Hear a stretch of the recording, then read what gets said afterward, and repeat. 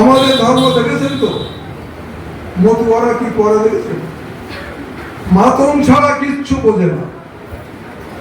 মাতন দেবে, যতক্ষণ খাটের পায়া ভেঙে না যাবে ততক্ষণ তার ছাড়াছাড়ি নেই। অথচ এরা জানে না ওই পতাকার উদ্দেশ্য কি, গুরুচাঁদের দর্শনটা কি, ফিলোসফির দর্শনটা কি, এদের জানানো হয়নি।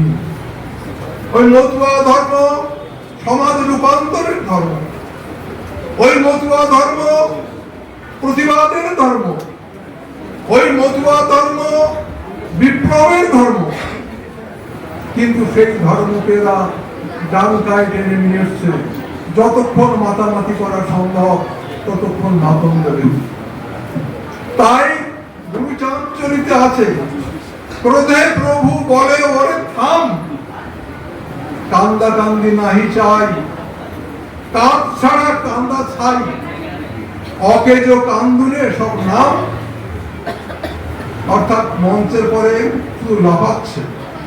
তাই গুরুচাঁদ বলছে, ক্রোধে প্রভু বলে ওরে থাম, কান্দা কান্দি নাহি চাই, কাঁদ ছাড়া কান্দা ছাই, অকেজ কান্দুনে সব নাম।